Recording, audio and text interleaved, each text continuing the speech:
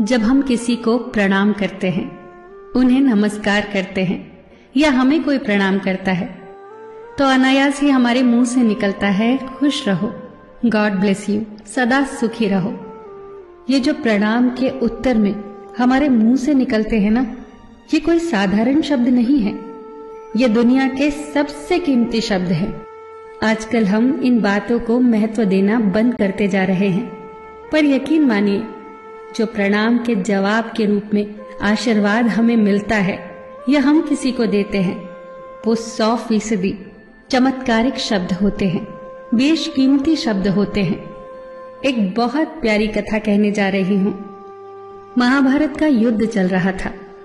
एक दिन दुर्योधन के व्यंग से आहत होकर भीष्म पितामह यह घोषणा कर देते हैं कि मैं कल पांडवों का वध कर दूंगा। इस घोषणा का पता जैसे ही पांडवों को चलता है तो उनके शिविर में बेचैनी बढ़ जाती है। सभी को भीष्म पितामह की क्षमताओं के बारे में पता था, इसीलिए सभी अनिष्ट की आशंका से परेशान हो जाते हैं। तभी श्री कृष्ण द्रौपदी से कहते हैं, तुम अभी मेरे साथ चलो। श्री कृष्ण द्रौपदी को लेकर सीधे पितामह भीष्म के शिविर में पहुंच जाते हैं। श्री कृष्ण स्वयं तो शिविर के बाहर खड़े हो जाते हैं, पर वो द्रौपदी से कहते हैं कि अंदर जाकर पितामह भीष्म को प्रणाम करो। जैसे ही द्रौपदी ने शिविर के भीतर जाकर पितामह भीष्म को प्रणाम किया, तो पितामह भीष्म के मुख से द्रौपदी के लिए ये आशीर्वाद निकला, अखंड सौभाग्यवती भव। जैसे ही ये आशीर्वाद उनके मुख से निकला, उसी क्षण उन्हें स्मरण हो आया कि आज ही तो उन्होंने पांडवों के वध की घोषणा की थी और स्वयं ही उन्होंने द्रौपदी को अखंड सौभाग्यवती रहने का आशीर्वाद दे दिया। फिर पितामह भीष्म ने द्रौपदी से पूछा, पुत्री, क्या तुम इतनी रात को यहाँ अकेली आई हो या तुम्हें यहाँ श्री कृष्ण लाए हैं? तब द्रौपदी ने कहा, जी पितामह, और वो शिविर के बाहर ही खड़े हैं।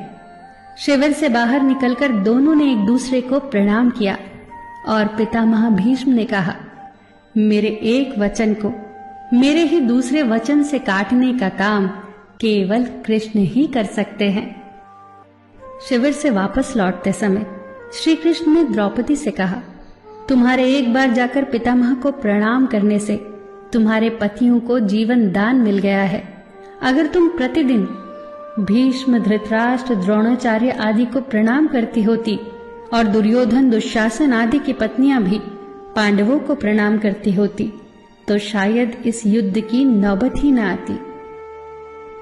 जो हर घर में कलह कलेश का वातावरण रहता है, वो कहीं न कहीं इस बात के मूल से जुड़ा है कि हम संस्कार भूलते जा रहे हैं। हम जाने अनजाने अपने बड़ों की उपेक्षा करने लगे हैं।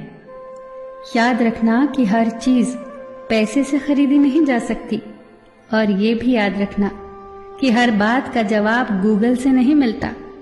उसके लिए बुजुर्गों के पास भी बैठना पड़ता है।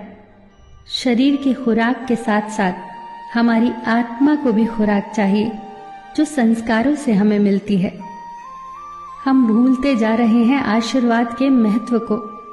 आशीर्वाद एक कवच की तरह होता है, जो हर बाधा से हमारी रक्षा करता है। कितनी सुंदर बात कही है किसी ने। प्रणाम अनुशासन है, प्रणाम शीतलता है, प्रणाम आदर सिखाता है, प्रणाम से सुविचार आते हैं, प्रणाम झुकना सिखाता है, प्रणाम क्रोध मिटाता है, प्रणाम आंसू धो देता है, प्रणाम अहंकार मिटाता है, प्रणाम हमारी संस्कृति है। आप सभी को मेरा सादर प्रणाम।